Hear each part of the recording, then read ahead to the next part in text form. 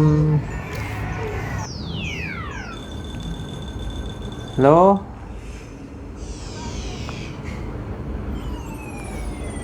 พูดแล้วพูดแล้วอืมบ่ให้แล้วเฮ้ยให้บ่ให้ญาติแล้วเนาะเป็นแล้วเด้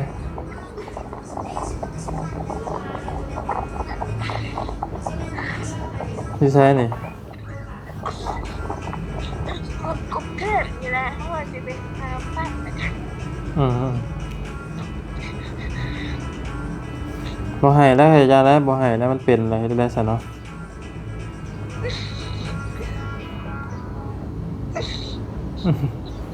บ่ให้ระเบ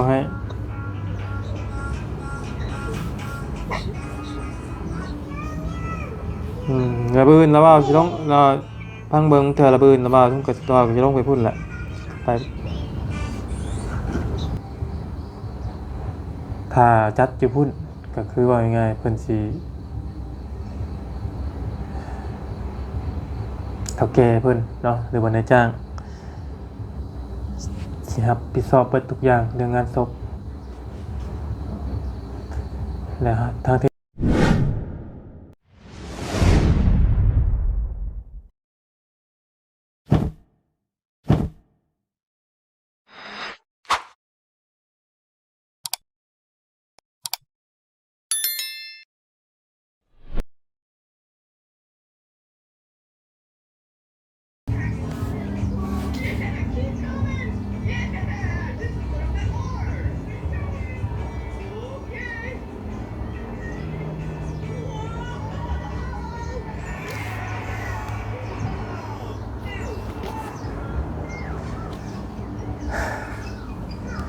ครับสบายดีและสวัสดีเนาะพ่อแม่พี่น้องเนาะ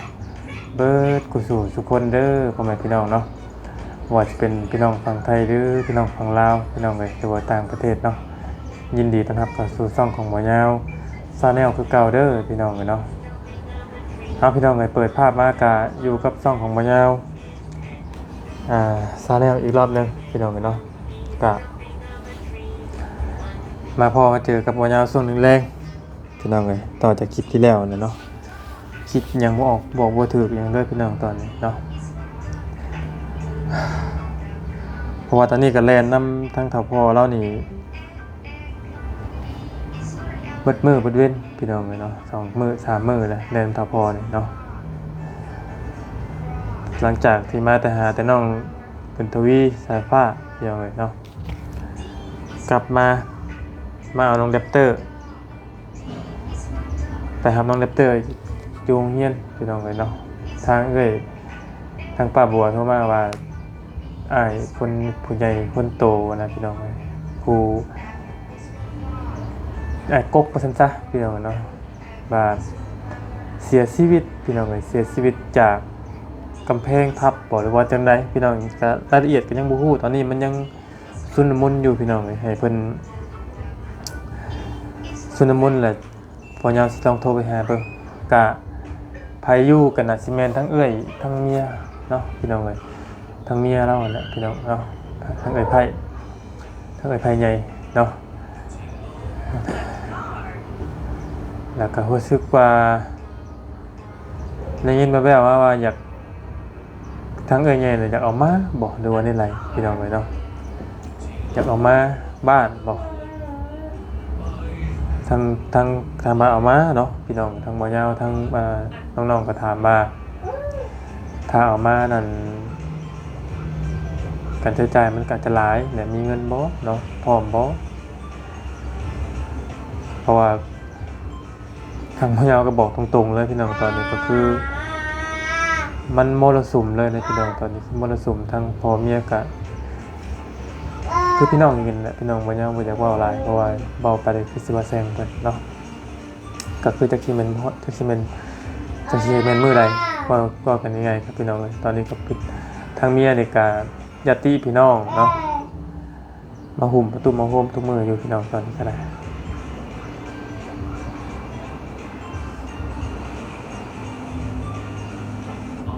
มันก็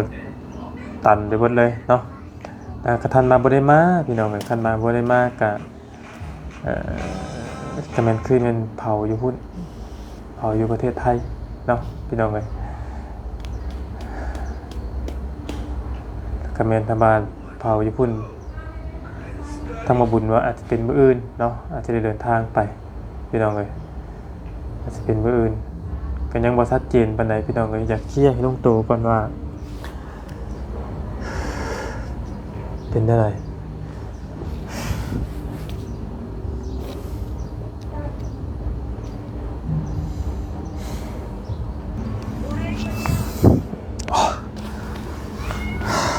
ปวดเบิดจนโตพี่น้องเลยตอนนี้คือว่าไงทั้งอยู่เพื่อนทั้งนี่กะโมมีไผ่นะพี่น้องโมมีผู้ชายนะมีแต่บอลเฮานี่แล่นหน้าแล่นหลังซอยทางพ่อเฒ่าแม่เฒ่าโทรมาอีกแล้วโหล แม่นอ้ายนะมันคนว่าซานั่นน่ะเขาสิเผาอยู่พุ่นเขาสิถามเบิ่งไอ้น้องอยู่พี่กันน่ะถามเบิ่งว่าตามมาพี่นะเฮาบ่มีเงินเขาว่าอยู่พุ่นน่ะเขาจัดการให้เบิด อืม ค่ะว่าสิได้บุญมันว่าเฮาบ่มีอยู่ชงก็ว่าดิสำราญนั่นก็อยู่พุ่นแหละค่ะว่าเป็นตัวว่าสิได้ เอาตามหมู่นะกันให้โมมีแล้วกันกับโมมีคือกันได้ช่วงนี้ บัดนี้ว่าบ่บุญกันว่าซำนั้นน่ะสำหรับเพิ่นสิถามมื้อใดแต่มันสิลงแม่นบ่ อื พว ม กตัวมีวัดนะคำพวกตัวมีวัดนะทุกตัวไปทำมาเผามือใดหรือว่าอย่างมันนั่นนะ อืม พวกตัวมีวัดกันว่าผมมีวัดแม่นบอก ถ้ามาไปก็สิได้ไปด้วยกัน2คนแล้วติ เอ้ามันสิไปได้บ่สบายข่าวนะ บ่ไล่แล้ว อ่ามันบ่มีวัดเนาะทำมาไปก็ทุกตัวนะไปเดี๋ยวกันบ้างนี่ก่อนเพราะว่ากันสิโทรบอกกับป้ามู่ก่อนป้ามู่ถ่าอยู่นี่ ป้าโมน่ะถามตัดอันถามเฮาบ่ แล้วถามเฮา แล้วทางป้าโมว่าแล้วซะ เราว่าเราแบบถามเราถามคำตอบเขาถามเขาตกลงว่าบ่มีเดี๋ยวคนจีจัดการให้อยู่พุ่นเป็นหยังกันนะเดี๋ยวเอากระดูกมา มันก็สิแน่นั่นแหละเพราะว่าเฮาก็บ่มี อันนี้หนึ่งมาพี่กะประกันภัยมันก็บ่ได้แม่นบ่อยู่บ้านน่ะ แม่น เฮาก็บ่มีรายได้อีกแบบจังว่าน่ะบัดนี้ทำเอากระดูกมาก็สิได้แจ้งเพิ่นอีกว่าเอากระดูกมานี่นะเบิ่งเพราะว่ามันแจ้งไว้ออกเลย อืม ว่าบัดนี้นะตูนะไม่เห็นไปง่ายไปมันเด้อเด้อบัดนี้เด้อตูนะ อืมเรียนโทรมาหยังแป๊บนึง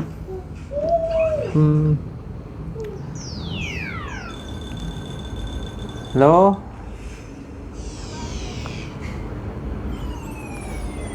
ฮู้แล้ว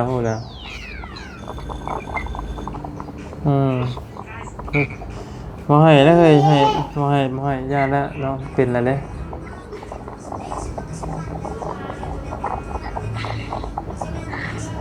อยู่ไสนี่ กรุงเทพนี่แหละเพราะว่าจะไปหาบ้าน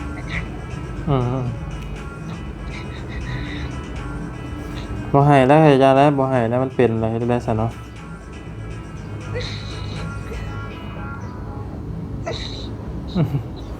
บ่ให้ร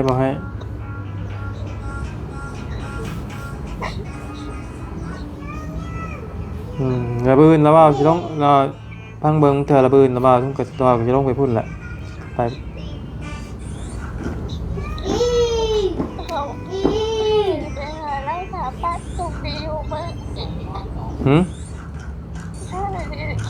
หาบ้านตรงนี้อยู่มากก็จะเป็นแบบ โทรถามเบิ่งจะอยู่ไสน่ะอยู่พระราม2บ่ลุงน่ะอยู่ไสน่ะ ป้าบอกว่าอยู่บ้านรับซองแต่โมโหมันค่อยไหล ก็หาแบบจุ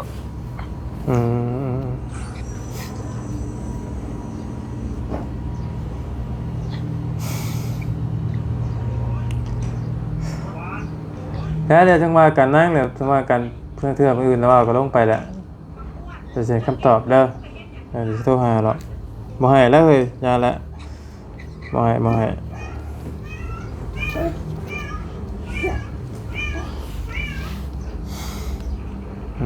เอาพี่น้องเลยร้านอันนี้เป็นทั้งร้านซาวพี่น้องเลยที่โทรมาห้องให้ยกะพอดีทั้งทั้งน้องเนี่ยโทรปรึกษากันเนาะแต่สะพ้ายไหนถามทั้งนี้ว่าถ้าเอาศพมานี่พร้อมบ่หรือว่าสิเผาอยู่พุ่นถ้าเอาศพมานี่ก็คือ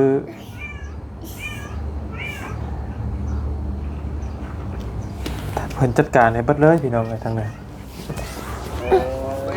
มายังอยู่กับน้องเลปเตอร์ได้พี่น้องเลยเนาะนี่แหละเล็กน้อยโปรจักเนี่ยเนาะอย่าลุกมาเรียกมา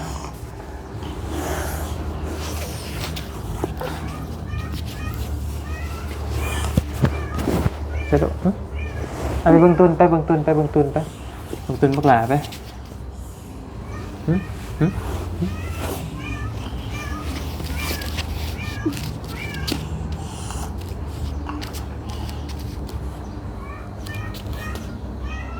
แล้วแต่เนาะพี่น้องเลยกะตัดภาพไว้นึงเพื่อนเนาะพอดีทางร้านสาวโทรมาอยู่ร้านสาวก็คือน้องเวนนั่นแหละพี่น้องเลยเนาะที่ไปเฮ็ดงานอยู่ฝั่งไทยหูข่าวว่าลุงเสียชีวิตแล้วก็ไปโทรมาหาบอกระบาวที่ปเราเป็นระบาวบ่ฮู้นะพี่น้องเลยเนาะก็คือเมื่อยเลยพี่น้องเลยก็คือวันยาว่าเป็นเขาใส่เนาะบางครั้งคืออาจจะเป็นคือบอลทั้งคุณโตวันยานี่เพิ่นเปี่ยวเมียอยู่เมืองคุ้งหรือว่าบ้านมาบุญสารวัตรนั่นแหละพี่น้องเนาะและเหตุใบยุ่งย่ายเนี่ยไปพุ่นเนาะและออกจากบ้านใบทั้งนี้ออกวันแล้วออกจากพี่บัดไปเฮ็ดอยู่พุ่นนะพี่น้องเนาะถามมากับเงินประกันภัยกับบ่ได้เลยพี่น้องบ่มีหยังเลยที่นี่ทั้งแพทย์ก็ได้ถามว่าสิเอาได้ไรกันสิเผาอยู่พุ่นบ่หรือว่าสิมาเผาอยู่บ้านถ้ามาเผาอยู่บ้านก็คือเอาศพมากะแน่นอนแหละพี่น้องเลยเนาะการใช้จ่ายมันหลายเนาะการใช้จ่ายมันหลายแต่ที่นี่นะทางเป็นไพ่ได้ว่าถ้าเผาอยู่พุ่นนะทุกจริงทุกอย่างเพิ่นสิจัดการเบิดเลยบอกยังไงคือเอากระดูกมาพี่น้องเนาะเพราะว่าพวกเขากะบ่มีอะไรพี่น้องว่าไงคือทั้งบ่ยาวเองกับบ่มีคือกันนั่นแหละเพราะว่าบ่แม่นมาคนร่ำคนรวยเด้อพี่น้องเนาะคือบ่ยาวเองนี่ก็ทางพ่อเฒ่าก็เจ็บอ่อนๆแอดอยู่พี่น้องเอ้ยจักสิเป็นอะไรนี่กันเนาะจักสิแบบไรพี่น้องเอ้ยก็เลยปรึกษาหารือกันว่าตัดจริงใจว่า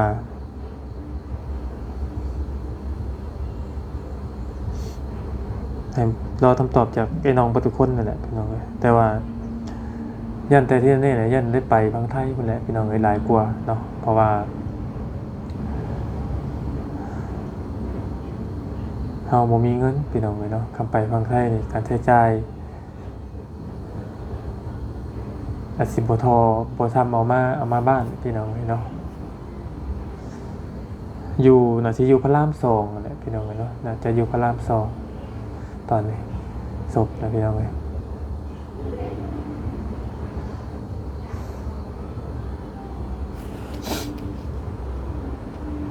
คำว่าพี่น้องตัดสินใจว่าเนาะ ถ้าพี่น้องตัดสินใจว่าเอามาก็แม่นบ่ก็สิมีแค่บ่ยาวกับบ่บุญพี่น้องที่เดินทางไปเบิ่นนี่เนาะสิมีแค่สองไอ้น้องเด้อพี่น้องเด้อที่เดินทางไปเพราะว่าทั้งป้าบัวก็บ่มีบัตรสปอร์ตมีแต่บ่ยาวกับบ่บุญพี่น้องเอ้ยทั้งลุงหนวดก็บ่มีคือกันเนาะบัตรสปอร์ตบัตรอายุพี่น้องเอ้ยกาบ่ฮู้ว่าพี่น้องจำได้หรือบ่เนาะเดี๋ยวบ่ยาวสิมีคลิปเราอยู่พี่น้องมีคลิปอะไรใหญ่นะ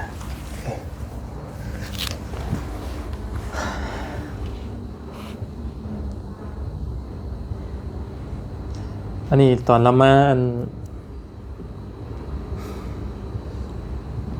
าตอนพ่อเสีย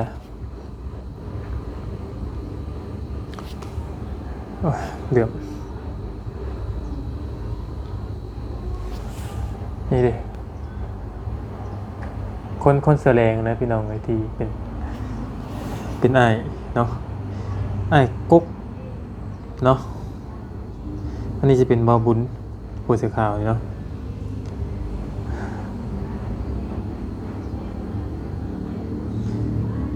แต่ที่นี่นะบอย่าคิดว่าน่ะจะได้ไปแหละพี่น้องเนาะน่าจะคิดว่าจะได้ไปแล้วก็แม่นเอากระดูกกลับมาเพราะว่าการใช้จ่ายเฮาบ่มีพี่น้องเนาะเฮาบ่มีแล้วเฮาบ่อยากคิดว่า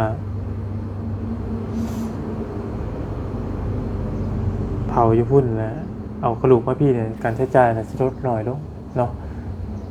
ถ้าเอาศพมาเนี่ยโอ้บ่ง่ายเลยพี่น้องเอ้ยก็บ่ฮู้ว่า40,000 30,000นี่สิพอหรือบ่พี่น้องเนาะบ่แม่นเรื่องง่ายๆ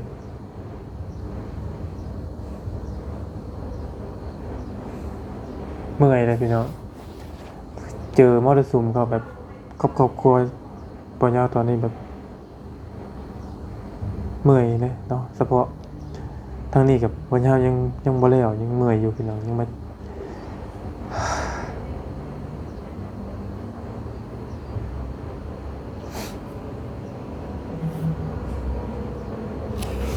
แต่ว่าความเจ็บความปิ่นเนาะบ่มีพยานมันเกิดหรอกพี่น้องเนาะแต่ว่ามนุษย์มนาเฮาเนาะพี่น้องเอ้ยเกิดแก่เจ็บตายเป็นเรื่องธรรมดาแหละเนาะพี่น้องแต่ว่าที่แน่ๆน่ะบ่ยังคิดว่าน่าจะได้ลงไปแน่นอนพี่น้องอีกอันอยู่กรุงเทพอยู่พระราม2เลยพี่น้องเด้ออยู่แถวพระราม2เนาะอยู่แถวพระราม2คำไปก็แม่นไปมื้ออื่นแล้วก็สิให้ทั้งมาบุญนี่ลงมาตอนนี้มาบุญก็ยังอยู่ชื่อปูนอยู่เลยพี่น้องเนาะ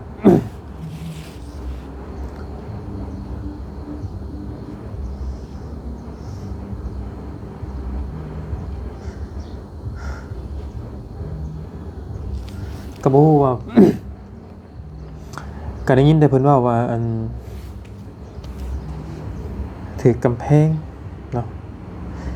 ถือกำแพงทับล่มใส่และหายใจบ่ติดว่าซั่นเนาะนี่บ่บุญโทรมาพอดีพี่น้องโลเอ้ย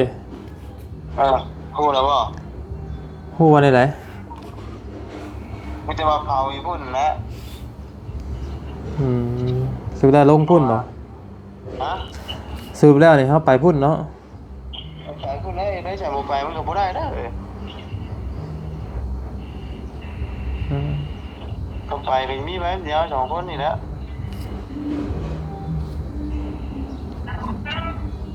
ของหลวงก็บ่มีบัตร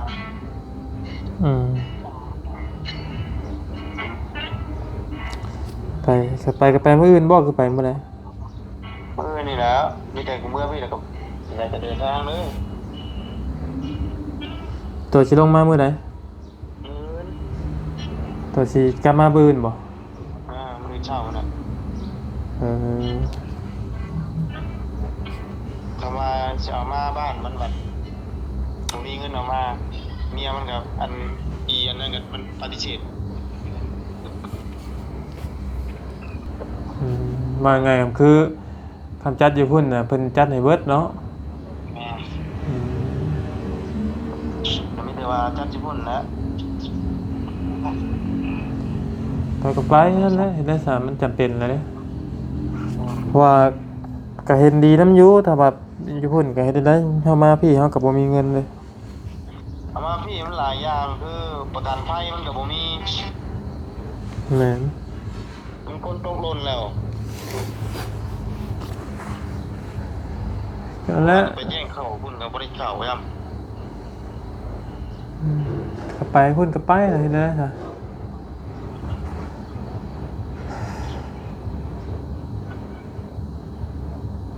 นวดโทรบอกมันนะ โทรแล้ว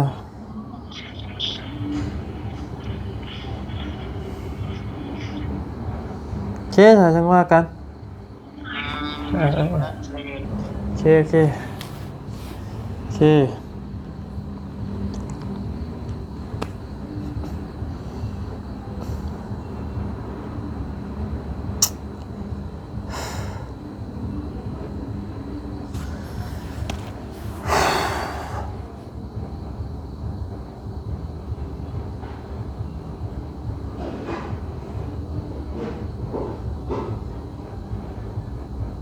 สรุปก็คือ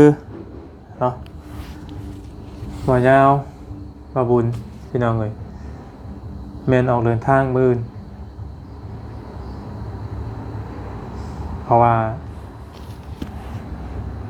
เฮา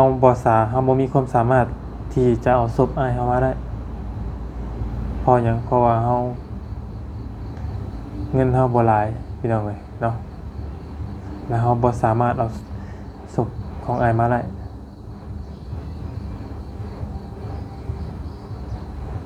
ถ้าจัดอยู่พุ่นก็คือว่ายังไงเพิ่นสิ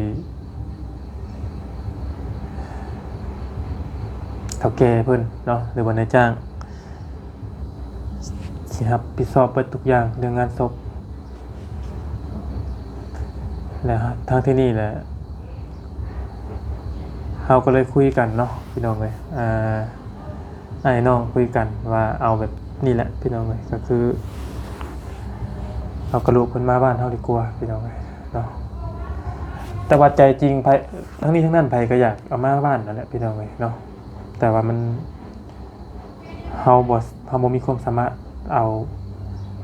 ศพของอ้ายเฮามาได้ก็มีแต่เฮาสิเป็นคนพาไปหาอีกพี่น้องเอ้ยเนาะ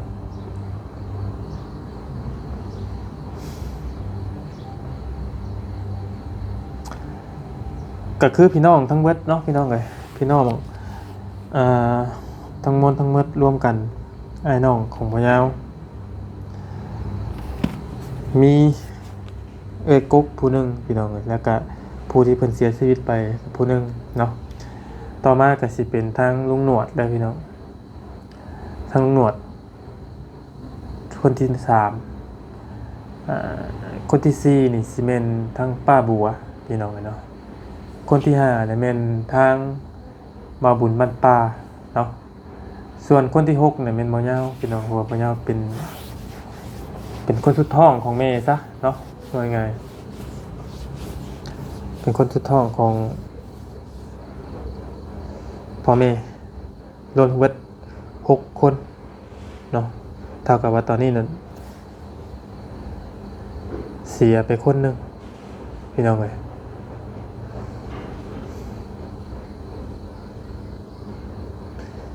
นี่แหละก็ฝากเป็นกำลังใจให้ทั้งหมอย่าเลยเด้อพี่น้องเลยเนาะก็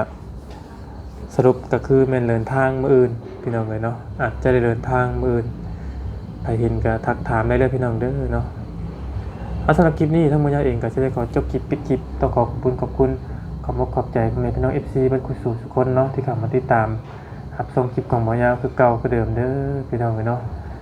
ฝากเป็นกำลังใจทั้งครอบครัวหมอย่าว่าสิเป็นทั้งพ่อเฒ่าหรือพ่อตาทั้งครอบครัวพ่อยาวตอนนี้มรสุมอยู่นี่พี่น้องกันเนาะอยู่ดีไม่แห้งพี่น้องกันเนาะเจอกันอยู่กทมเนาะโดย